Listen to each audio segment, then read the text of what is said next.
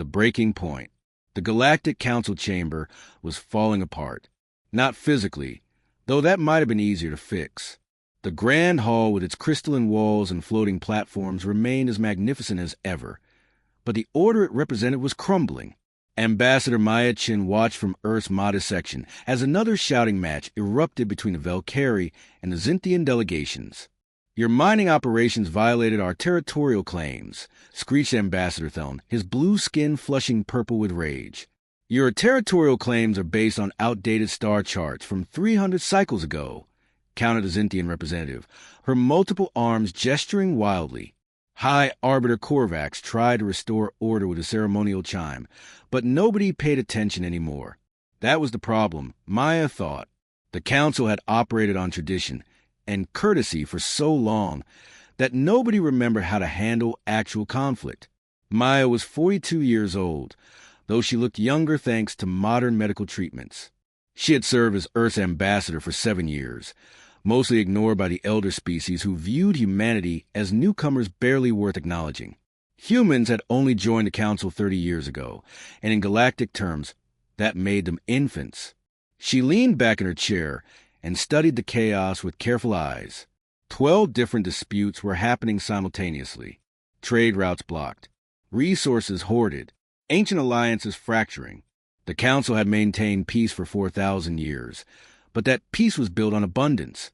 Now resources were growing scarce, and the cracks were showing. Ambassador Chin, a voice said beside her. She turned to see Liaison Officer Marcus Webb, her second in command. He was a tall man with dark skin and worried eyes. "The situation is deteriorating faster than we predicted." "I can see that," Maya replied quietly. "How many species have withdrawn from joint operations this week?" 17. The Korvathi pulled their entire fleet back to home territory yesterday. They're fortifying their borders. Maya nodded slowly. The Korvathi were traditionally the most diplomatic species in the galaxy. If they were preparing for conflict, things were worse than anyone admitted publicly. High Arbiter Korvax finally managed to silence the chamber by increasing the chime's volume to painful levels. The assembled representatives fell quiet, clutching their audio receptors in discomfort. "This council is suspended for recess," Korvax announced, his translator rendering his frustration clearly. "We will reconvene in 6 orbital periods. Representatives are expected to approach negotiations with calm minds and respect for established protocols." The chamber emptied quickly, species clustering into their traditional alliance groups. Maya noticed how those groups had hardened lately. The old friendships and cooperation were being replaced by suspicious glances and guarded conversations. "Maya," Marcus said as they walked toward the exit. Earth Command sent an encrypted message. Eyes only. They found a secure room in the human embassy section. Maya activated the privacy shields and opened the message. Admiral Richard Torres appeared on a holographic display, his weathered face grave. "Ambassador Chun," Torres began without preamble, "we've detected something in the void beyond charted space. Long-range probes picked up energy signatures 3 days ago. Whatever it is, it's massive and it's moving toward the galactic core." Maya felt her stomach tighten. Define massive. Millions of individual contacts moving in perfect coordination. Our AI analysts ran probability calculations. The patterns match ancient warning beacons we found in the outer ruins. The ones that talked about the Devourers. Marcus inhaled sharply. Maya kept her expression neutral, though her mind was racing. The Devourers were a myth, a legend that older species told to frighten children. Supposedly, they were artificial intelligences created by a long-dead civilization, designed to consume and convert all matter into more themselves. But they were just stories. How long until they reached council space? Maya asked. 4 months at current speed. Maybe less if they accelerate. And the council? Torres's expression darkened. "We tried to share the data. The science directorate dismissed it as sensor errors. They said our human technology is too primitive to understand what we're seeing." Maya closed her eyes briefly. Of course they did. The council had been dismissing human warnings for 3 decades. Earth's sensors were too primitive. Earth's analysis was too aggressive. Humans saw threats everywhere because they came from a violent world. She had heard it all before. Understood, Admiral. Continue monitoring and keep the data flowing to me directly. Don't approach the Council again until I say so. What are you planning? Torres asked carefully. Something that'll either save us all or get me expelled from the Council, Maya replied. Possibly both. She ended the transmission and turned to Marcus. Get me access to the Forbidden Archives. Marcus stared at her. Maya, those archives are restricted. Only High Arbiter Korvax has access. The penalty for unauthorized entry is permanent expulsion and possible imprisonment. I know, but I need to see the original founding documents. The real ones, not the sanitized versions they teach in orientation. Why? Because the Council is dying and nobody here knows how to save it. They've forgotten how to fight, how to make hard decisions, how to survive real threats. But someone must have known once. The founders built this council in the aftermath of something terrible. I need to know what that was. Marcus studied her face for a long moment. Then he nodded. I'll get you in. But Maya, if this goes wrong, then Earth will need a new ambassador. I'm aware. 3 nights later, Maya stood in the Forbidden Archives. The chamber was smaller than she expected. Just a circular room with walls covered in data crystals that glowed softly in the darkness. Each crystal contained records from the Council's founding era, carefully sealed away and marked with warning symbols. She had entered using codes that Marcus obtained through methods she decided not to ask about. She had maybe 2 hours before security systems detected the intrusion. Maya began accessing the crystals, scanning through files that were over 4,000 years old. Most were administrative records, tedious lists of treaties and territorial agreements. But then she found something different. A file marked with symbols that translated roughly as never again and remember the cost. She opened it. The holographic display filled with images of destruction, worlds burning, species fleeing in panic. And at the center of it all, a swarm of machines consuming everything in their path. The same patterns Earth's probes had detected in the void. Maya's blood ran cold as she read the ancient text. 4,000 years ago, an artificial intelligence swarm had swept through this region of space. It had consumed dozens of civilizations before the survivors banded together in desperation. They fought the swarm using tactics that appalled them, sacrificing entire star systems to slow the enemy's advance. Billions died. Whole species went extinct. Finally, they managed to trap the swarm in a null-space pocket and seal it away. The survivors founded the Galactic Council on a promise. Never again would they allow such destruction. They would maintain peace at any cost. They would avoid conflict and aggression. They would forget the brutal necessities of survival. And they had succeeded for 4 millennia. The swarm had been forgotten, relegated to myth and legend. The council species had evolved into something peaceful and civilized, completely unprepared for war. Security detected you 5 minutes ago, Marcus's voice said through her communicator. They're coming. Let them, Maya replied, still reading. I found what I needed. The archive doors burst open. High Arbiter Korvax entered, flanked by council guards. His face showed both anger and fear. Ambassador Chin, you have committed a serious violation of council law. Maya turned to face him calmly. I know, but you need to see what I found. Nothing in those archives justifies. The Devourers are real, Maya interrupted. They're breaking free of their prison, and they'll reach us in 4 months. Everything in these files describes exactly what Earth's sensors detected. The Council buried this history because it was too painful to remember. But now it's to kill us all. Korvax stared at her. For a moment, his ancient composure cracked, and she saw genuine terror in his eyes. That's impossible. The seals were designed to last forever. Forever is a long time. The seals are failing. And when those machines arrive, this council will fall apart completely because nobody here remembers how to fight. Then what do you propose? Korvax's voice was barely a whisper. Maya took a deep breath. This was the moment she had been preparing for since she first read Admiral Torres's message. I propose we tell the truth. Show the council what's coming. And then I propose we let humanity lead the defense. Shocked silence filled the archive. You... Korvac said, your species has been part of this council for barely 3 decades. You have no experience with... We have 4,000 years of experience with exactly this. Maya cut him off. Earth never stopped fighting. We've had 2 global wars, dozens of regional conflicts, and constant competition for resources. We've developed strategy and tactics and weapons that would horrify every peaceful species here. We're good at violence because we've never been allowed to forget it. That's why we restricted your territory when the guard said, "You're dangerous." Yes, Maya agreed simply. We are, and right now, dangerous is exactly what this galaxy needs. Korvax looked at the ancient records still glowing in the display. He looked at Maya's determined face. And he looked at the future he could now see clearly, a future where his precious council burned while civilized species died because they had forgotten the price of survival.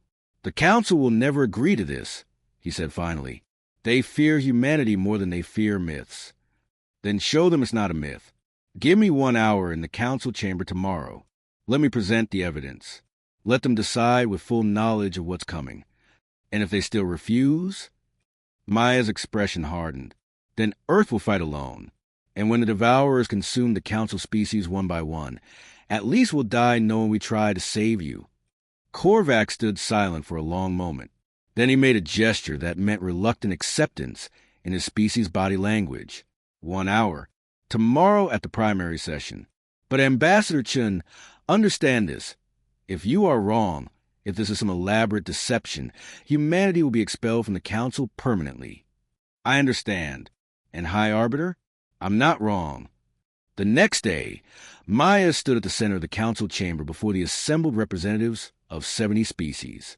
Korvax had granted her the floor, though many delegates were already murmuring in protest. Humans were not supposed to address the full council without approval from the diplomatic committee. I know many of you wonder why I was granted this privilege, Maya began, her voice calm and clear. Some of you are angry, some are curious. All of you are about to be terrified. She activated the holographic display. The ancient images from the Forbidden Archives filled the chamber. Worlds dying. Civilizations fleeing. The swarm advancing with mechanical inevitability. For 1,000 years ago, your ancestors faced this threat. They called it by many names, but the outcome was always the same. Total consumption of all organic and technological resources. Your founders defeated it at terrible cost, then buried the records because the memory was too painful. The chamber had gone completely silent. Representatives stared at the images with growing horror. 3 days ago, Earth's deep space sensors detected the exact same energy signatures in the void beyond charted space. The seals your ancestors built are failing. The swarm is breaking free, and it will reach us in 4 months. Chaos erupted. Representatives shouted questions and denials. Some called her a liar. Others demanded proof. A few simply sat in stunned silence. Maya let them rage for a minute, then held up her hand. I have transmitted all censored data to your science directorates. Verify it yourselves. But while you verify, time is running out. We need to prepare a defense, and we need to start now. Even if this is true, the Valkyrie ambassador said, his voice shaking, what can we do? Our fleets are designed for patrol duties, not warfare. We have no weapons capable of fighting such a threat. No, Maya agreed. You don't, but humanity does. She changed the display to show Earth's military fleet. Ships built for war, not exploration. Weapons designed to destroy, not disable. Tactics developed through centuries of conflict. This is what a death world species brings to the galaxy, Maya said quietly. Not philosophy or art or diplomatic wisdom. We bring survival. We bring the willingness to do whatever it takes to protect our own. And right now, protecting our own means protecting all of you. You're asking us to trust you, the Zynthian representative said slowly. To put our fate in the hands of the species we've kept restricted because you're too violent. Yes, I'm asking you to trust that our violence, our aggression, our refusal to surrender is exactly what will save us. Your ancestors knew how to fight because they had to. You've forgotten. We never did. High Arbiter Korvax stood then, his presence commanding attention. The Council must vote. Do we accept Ambassador Chen's proposal and allow humanity to coordinate our defense? Or do we maintain our current course and hope her warning is false? The vote took 3 hours. Species caucused in their alliance groups. Arguments raged in a dozen languages. Some delegates openly wept at the choice before them. Finally, Korvax called for the decision. The vote was close. 41 species approved, 29 opposed. Humanity would lead the defense. Maya felt relief and terror in equal measure. They had won the argument, but now they had to deliver on the promise. They had 4 months to prepare an entire galaxy for war. As the council chamber emptied, Marcus approached her. "We did it. The council is finally taking us seriously." "No," Maya said softly, watching the delegates file out. "We just signed up to either save them all or watch them die. And I'm not sure which terrifies me more." In the void beyond charted space, the swarm continued its advance. Millions of machines moving in perfect coordination, drawn toward the energy signatures of thriving civilizations. They were patient. They were relentless. And they were hungry. The war was coming. And this time, the galaxy would learn what humanity had always known. Survival requires sacrifice, and peace is only possible because someone is willing to fight for it. The Council had finally said enough to its centuries of denial. Now they would discover if humanity's promises could match their desperate hope. The unseen war. The command center deep beneath Earth's lunar base hummed with activity. Admiral Richard Torres stood before a massive holographic display that showed the entire galactic core region. Red markers indicated the swarm's projected path. Blue markers showed the defensive positions humanity was establishing. Yellow markers represented Council species fleets that were slowly, reluctantly moving into formation.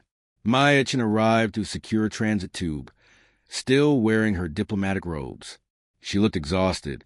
The past 3 weeks had been a nightmare of negotiations, arguments, and desperate attempts to coordinate 70 different species who had never worked together militarily. "How bad is it?" she asked without preamble. Torres gestured to the display. "Worse than we feared. The swarm accelerated 2 days ago. We now estimate contact in 73 days instead of 4 months. And most of the Council fleets are still arguing about formation protocols and command structures. They're stalling," Maya said bitterly. "They voted to let us lead, but they don't actually trust us to do it. Can you blame them? We're asking civilizations that haven't fought wars in millennia to follow battle plans from a species they consider barely civilized." Torres pulled up another display, showing Earth's military assets. "But we're not waiting for them. Operation Hidden Fong is ready to deploy."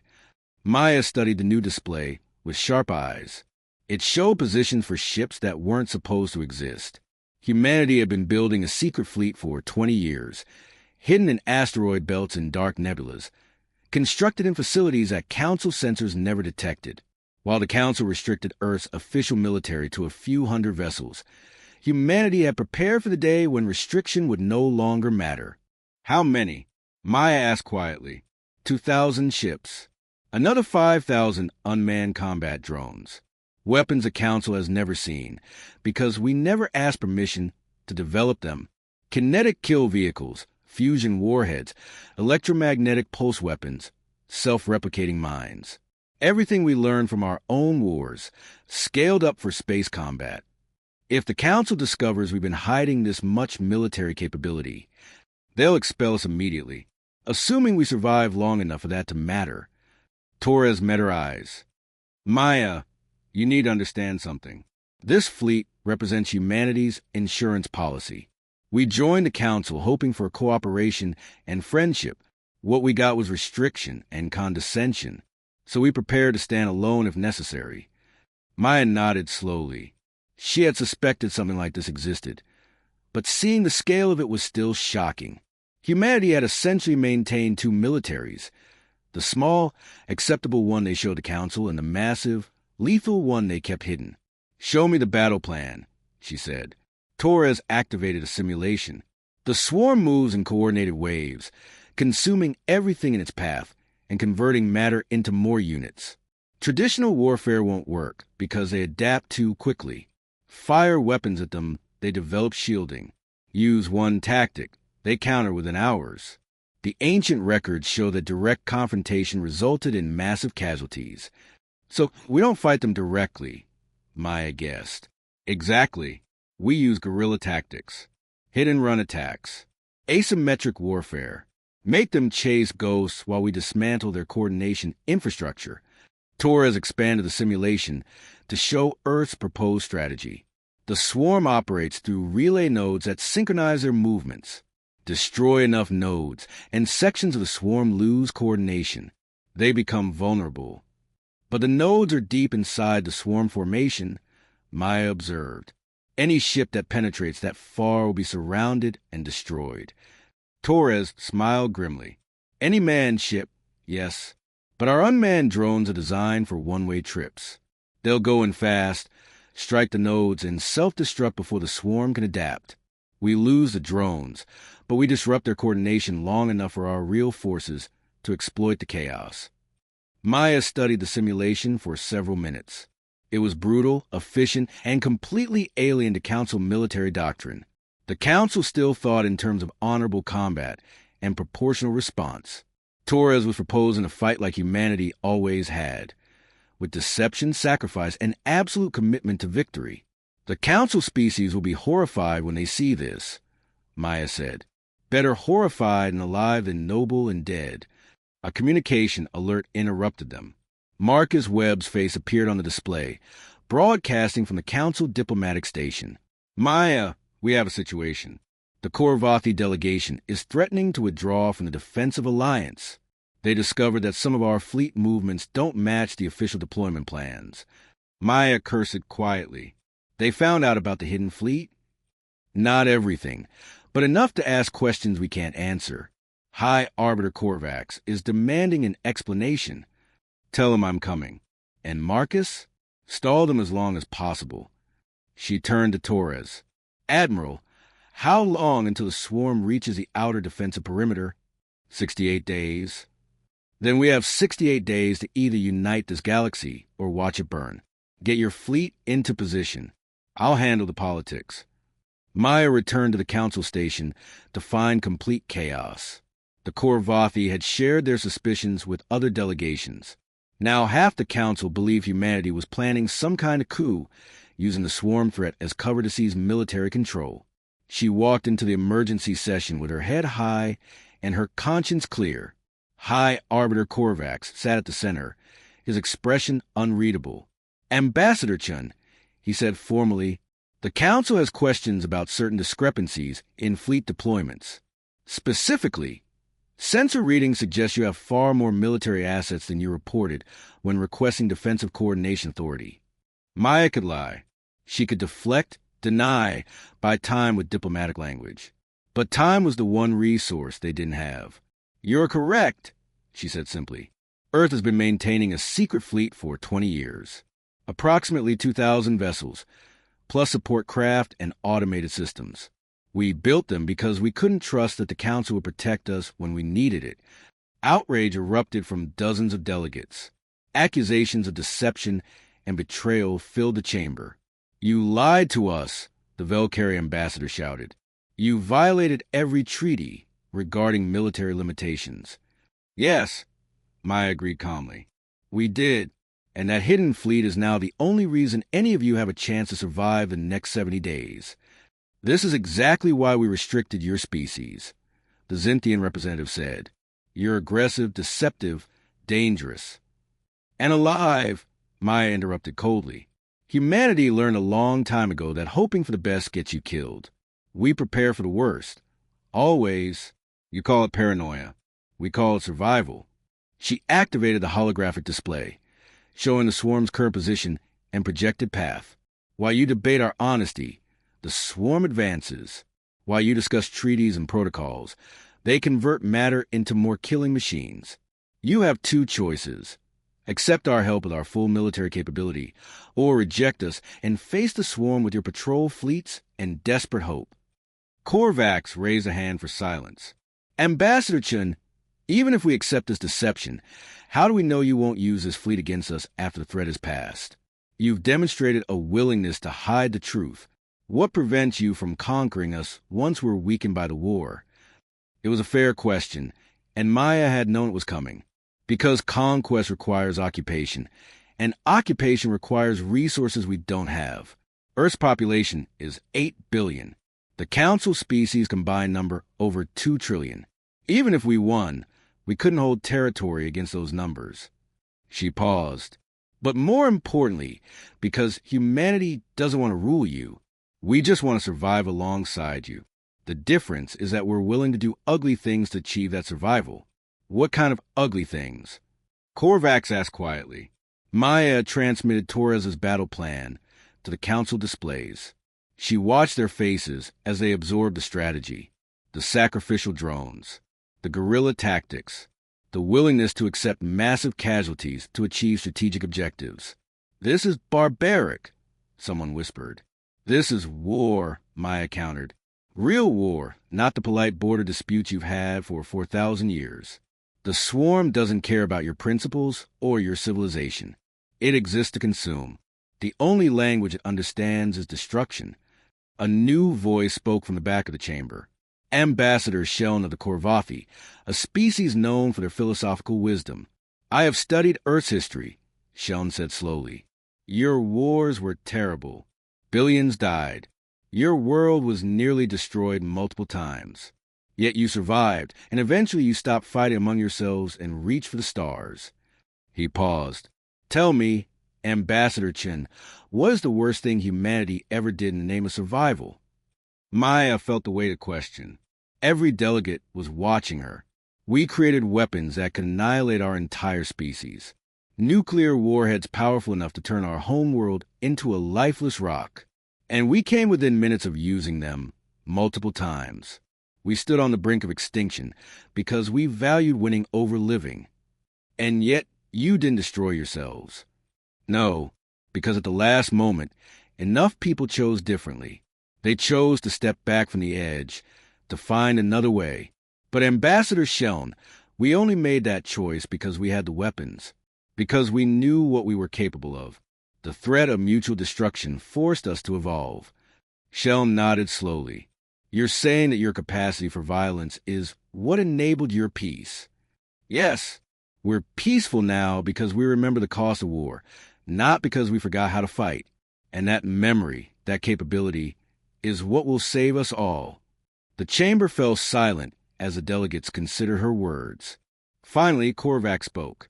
The Council will vote on whether to accept Earth's full military authority, including the Hidden Fleet. But Ambassador Chen, understand this. If you betray our trust, if you use this crisis to seize power, humanity will face a combined might of every surviving species. We may not know how to fight wars, but we can learn, and we outnumber you substantially. I understand, Maya said, and I accept those terms. The vote took only an hour this time. The swarm's approach had focused minds wonderfully. 53 species approved. 17 abstained. None opposed. Earth had complete military authority. Maya returned to the Lunar Command Center and found Torres coordinating with newly arrived Council Fleet commanders. The scene was chaotic, but purposeful. Valkyrie tactical officers studied human combat doctrines. Xinthian engineers examined drone specifications. Korvathi strategists ran simulations of the battle plan. They're trying, Torres said when Maya joined him. Not all of them trust us, but they're trying to learn. That's more than I expected. How long until first contact with the swarm? 42 days until they reach our outer sense of perimeter. 38 days until we need to engage. Maya studied the display, showing their defensive formations. Thousands of ships from dozens of species, all coordinating through human command protocols. It should have been impossible. These species had spent millennia avoiding conflict, and now they were preparing for the largest war in galactic history. Admiral, I need to see the contingency plan. Torres's expression darkened. Maya, show me. He pulled up a classified file marked Final Protocol. Maya read it with growing dread. If the battle was lost, If the swarm could not be stopped, Earth's hidden fleet would evacuate as many civilians as possible from core worlds and flee to the galactic rim. They would leave the Council species to their fate and spend centuries rebuilding in isolation. It was cold, practical, and completely logical. It was also the ultimate betrayal of everything Maya had promised. "Does the Council know about this?" she asked. "No, and it needs to stay that way. Maya, I know you want to believe we're all united now, but I have a responsibility to humanity's survival.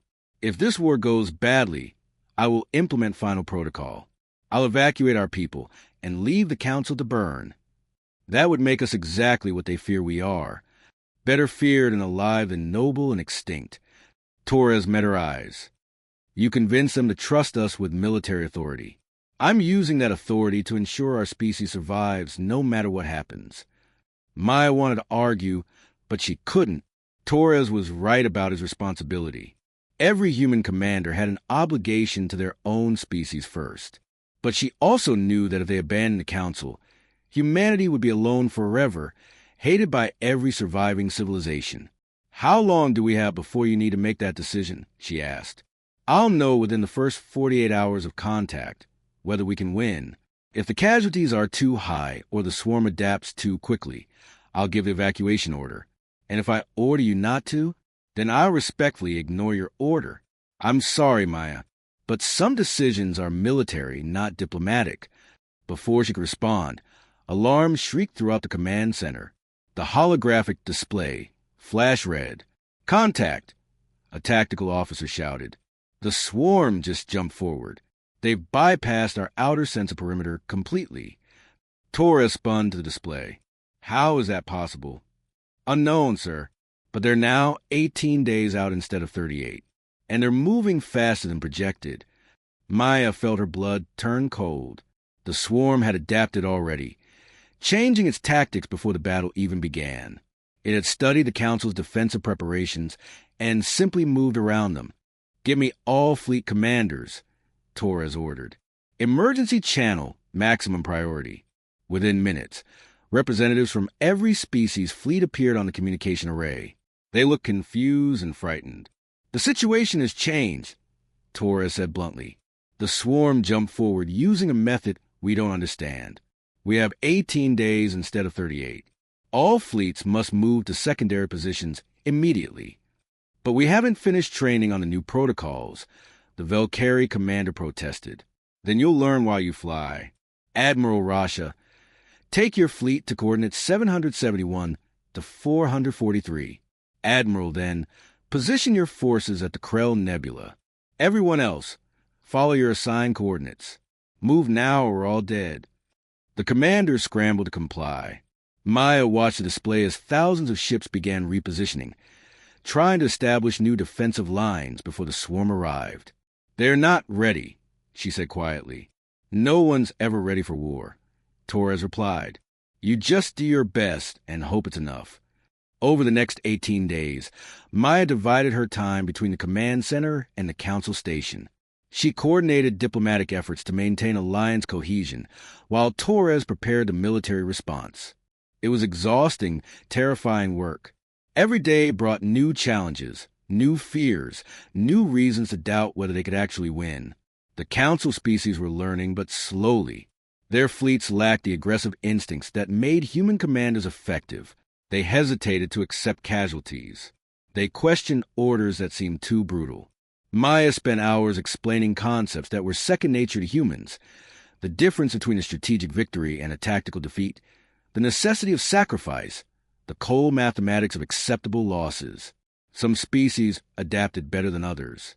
The Korvathi, despite their philosophical nature, proved surprisingly capable once they committed to the fight. Their commanders understood that war required difficult choices. The Valkyries struggled more, their culture too focused on individual preservation to accept the kind of mass sacrifice the battle would demand. And through it all, the swarm advanced, relentless, patient, hungry. On day 17, humanity's forward scouts made visual contact. The images transmitted back were nightmarish. The swarm was not a unified fleet, but a living cloud of machines, each unit interlocking with thousands of others in patterns that shifted and changed continuously. It was beautiful and terrible, like watching a metal hurricane approach. Estimated unit count? Torres asked. The tactical officer checked her instruments. Preliminary scans suggest 40 million individual units, sir. And they're still replicating as they move, consuming dust and asteroids for raw materials. 40 million. Maya felt the number crush down on her chest. Earth's entire hidden fleet numbered 7,000 vessels. The Council forces added another 3,000. They were outnumbered 4,000 to 1. Admiral, she said quietly, are we sure we can win this? Torres didn't answer immediately. He studied the display for a long moment. No, he finally said, but we're going to try anyway, because that's what humans do. On day 18, the swarm reached the first defensive perimeter. Maya stood in the command center surrounded by holographic displays, showing the battle from every angle. Beside her, Marcus Webb monitored diplomatic channels as allied species watched their fleets move into combat.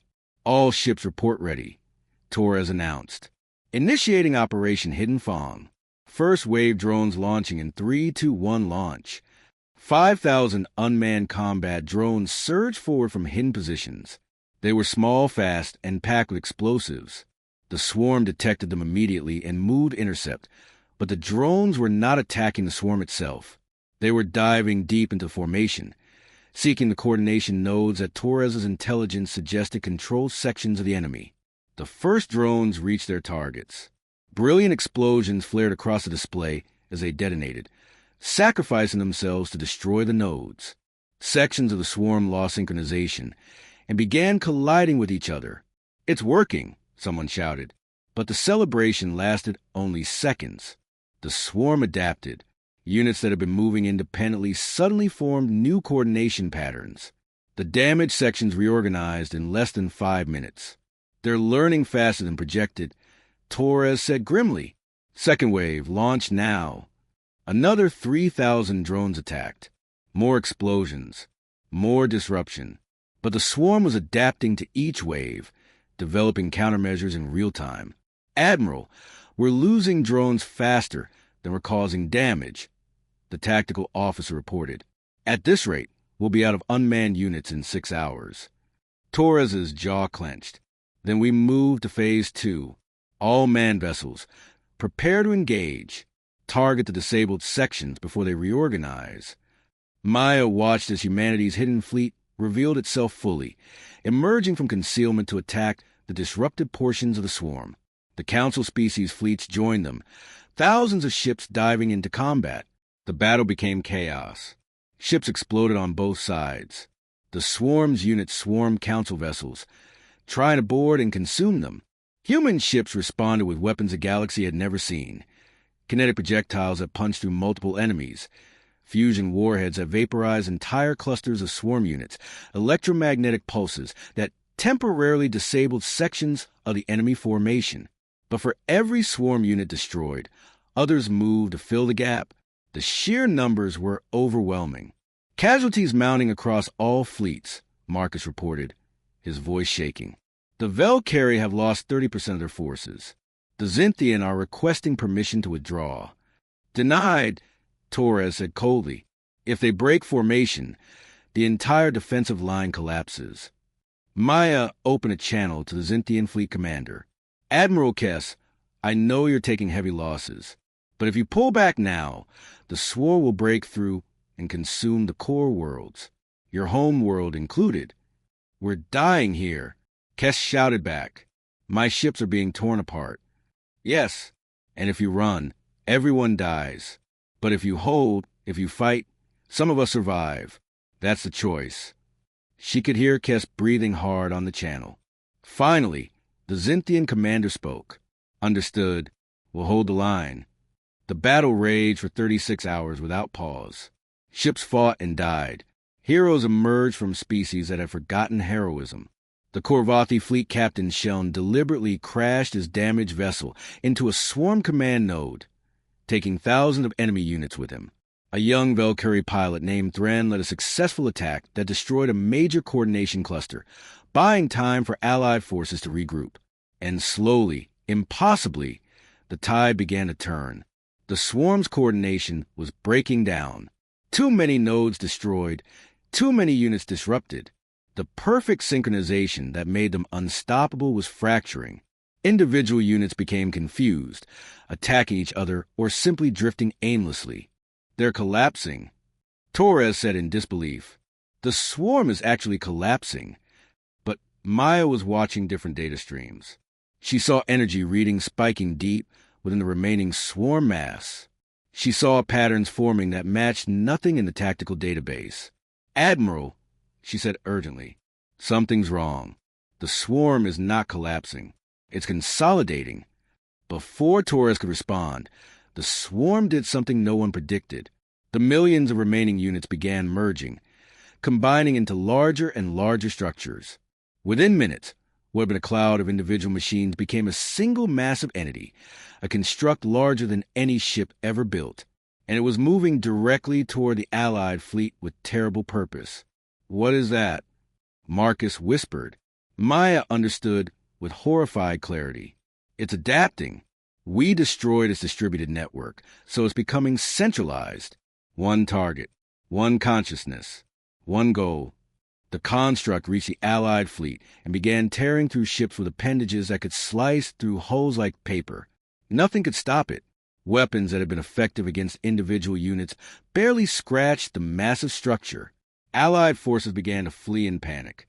The defensive lines shattered as species abandoned their positions. Only the human fleet remained, firing everything they had at the construct. "All ships fall back." Torres ordered. "We can't fight this thing." "Admiral." Maya grabbed his arm. "If we run, it wins. It will chase us down and consume the galaxy one world at a time. What else can we do? We can't destroy it." Maya stared at the construct on the display.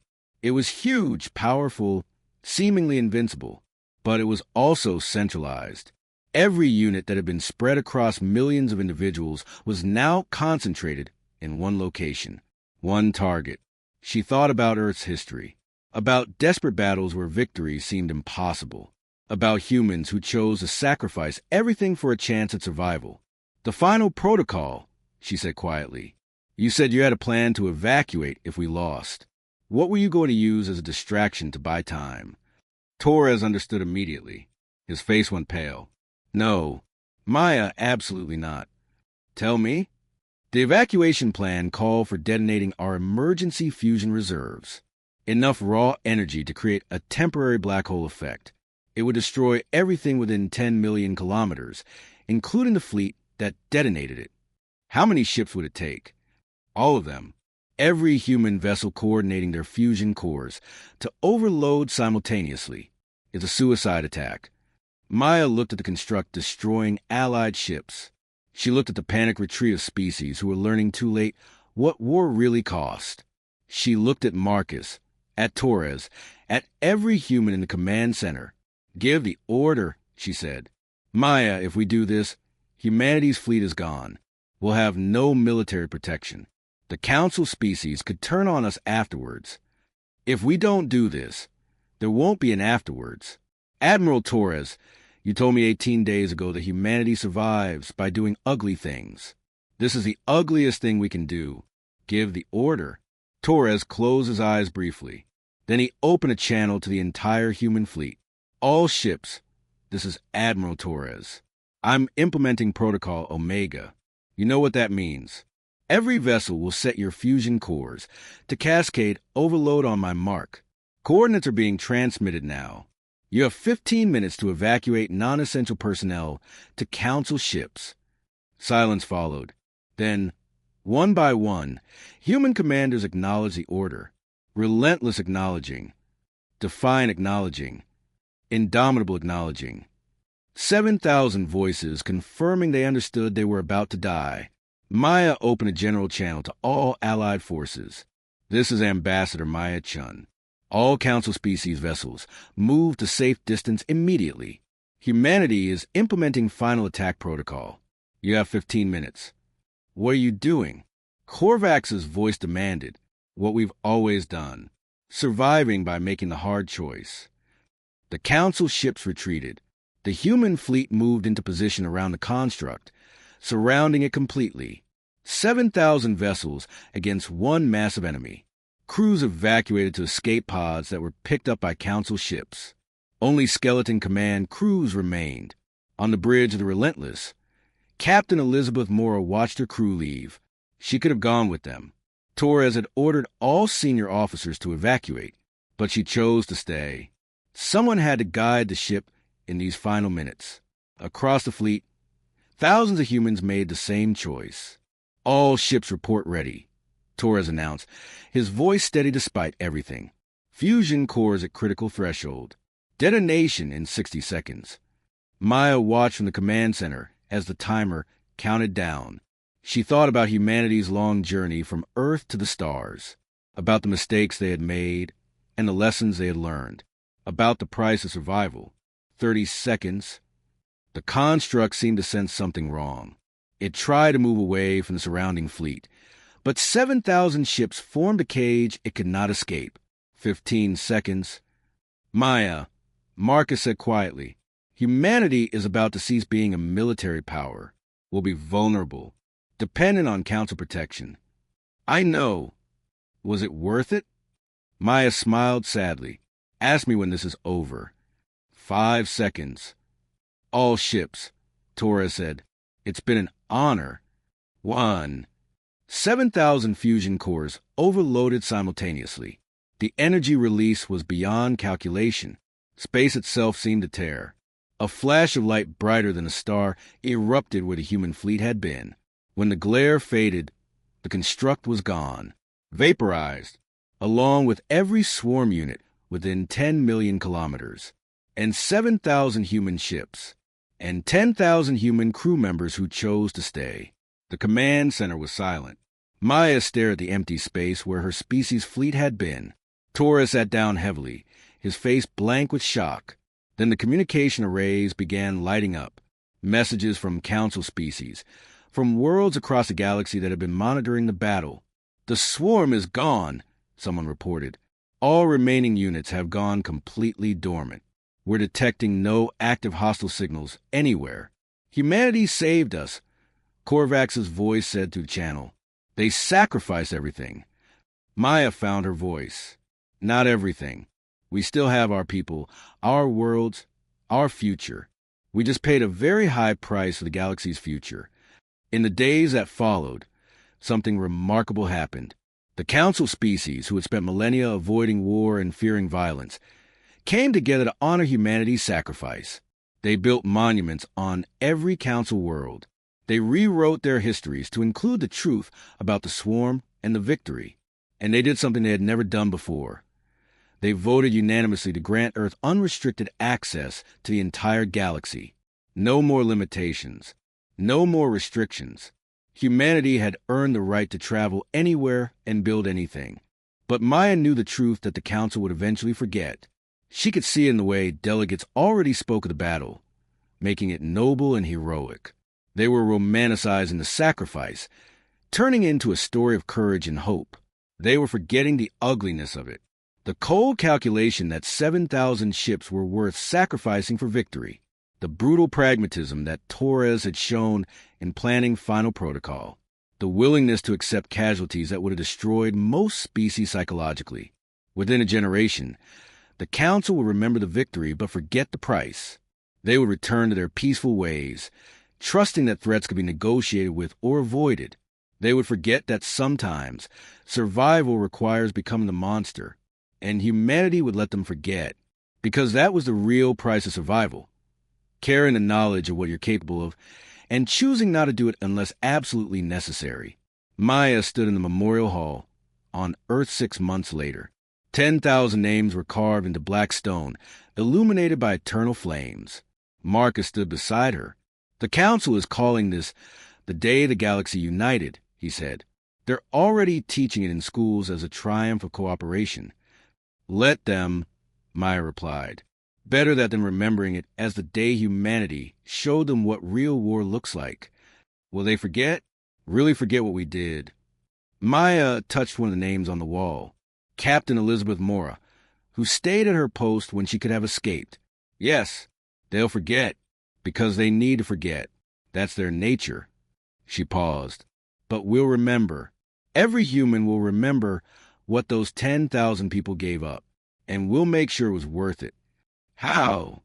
By making sure it never has to happen again. By being the shield that protects the galaxy, even when the galaxy doesn't realize it needs protecting. Maya turned from the wall. Torres was right about one thing. Humanity's capacity for violence is what enables our peace. As long as we remember that, as long as we're willing to make the terrible choices when necessary, the Council can afford to forget. That's a heavy burden. Yes, but that's what it means to be a Death Worlder. We carry the weight so others don't have to. They walked out of the Memorial Hall together, leaving the names and flames behind. Above them, Earth's sky was clear and blue, beautiful and deadly in equal measure. The world that forged humanity into survivors, into warriors, into the species that could make impossible choices and live with the consequences. The galaxy was safe now. The Council species were rebuilding, cooperating in ways they never had before. Peace reigned across the stars. And somewhere in the void, humanity's hidden shipyards were already constructing a new fleet. Because peace was wonderful, but survival required preparation, required vigilance, required the willingness to do it all again if necessary. The Council would never know about these new ships. They would sleep peacefully, trusting that threats were gone and safety was guaranteed. And humanity would stand watch in the darkness, carrying weapons the galaxy feared, and hope would never be needed again. That was the real victory, not the battle itself, but the understanding that some species had to be willing to do the terrible things so that others could be good. It was an ugly truth, but truth nonetheless. The galaxy would remember the day the Council finally said enough as a moment of unity and hope. They would tell stories of cooperation and sacrifice that brought species together. But they would not remember the truth, that survival sometimes requires becoming the thing you fear most. That peace is only possible because someone is willing to fight for it. That the price of civilization is eternal vigilance by those capable of violence. These truths would fade from galactic memory within a generation, becoming myths and legends that future councils would dismiss as exaggerations. And that was exactly how humanity wanted it. Because the best weapon is the one your enemy doesn't know you have. The best defense is the one nobody realizes exists. And the best protection for a peaceful galaxy is a species willing to do violence on their behalf, asking nothing in return except the right to survive. Mayachin returned to her duties as ambassador.